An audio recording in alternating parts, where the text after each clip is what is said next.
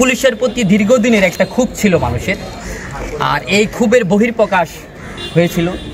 যে বহিঃপ্রকাশে আমাদের বিভিন্ন জায়গায় দেখতে পাচ্ছি বিশৃঙ্খলাভাবে কিছু পুলিশের উপর আক্রমণ হয়েছে, থানায় আক্রমণ হয়েছে। আসলে ওটা দীর্ঘদিনের যে বিষয়টা বললাম, মানুষের একটা ক্ষোভ ছিল।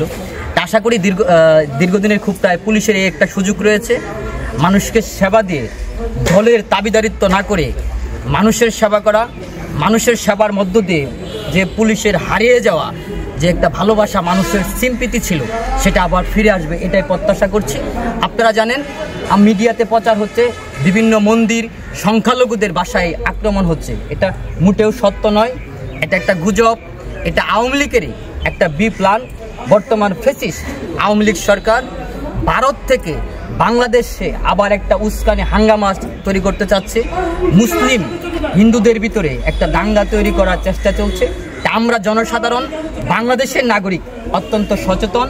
আর বিশেষ করে আমি পুলিশ ভাইদেরকে বলবো, এই আমাদের এটা শিল্প অঞ্চল, ইন্ডাস্ট্রিয়াল এলাকা, এখানে অনেক কলকারখানা রয়েছে। আমরা দেখতে পাচ্ছি এই আমাদের অভ্যুত্থানের পরবর্তী সময়ে অনেক মেল ফ্যাক্টরিতে মালামাল বাইর করা নিয়ে দ্বন্দ্ব হচ্ছে, দুই গ্রুপে সংঘর্ষ হচ্ছে। পুলিশ ভাইদের বলবো, আপনারা শক্ত হাতে এটা দমন করবেন।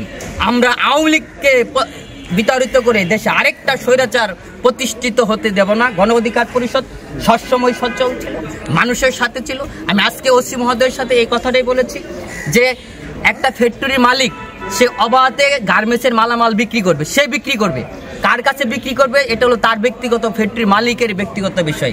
এখানে রাজনৈতিক নেতাদের হস্তক্ষেপ থাকতে পারে না।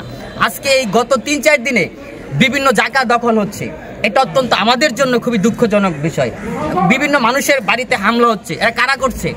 আপনারা বলতে পারেন যে এটা কি তারা আওয়ামী লীগ করছেন, আমি এই বিষয়টাকে মানতে পারছি না। আজকে আওয়ামী লীগরা এই এত হজবরল অবস্থায় দেশে এরকম কিছু করবে, এটা কখনোই সম্ভব নয়। এটা দলেরই ছত্রছায়ায় কিছু লোক উস্কিয়ে দিচ্ছে বা কিছু বিশৃঙ্খল মানুষ এগুলা করছে। তাই পুলিশ ভাইদেরকে বলছি, আপনারা নিরাপদে থানায় কাজ করুন। আপনাদের যত প্রকার সহযোগিতা লাগে নাগরিকদের পক্ষ থেকে গণ অধিকার পরিষদ সবসময় পুলিশের পাশে আছে।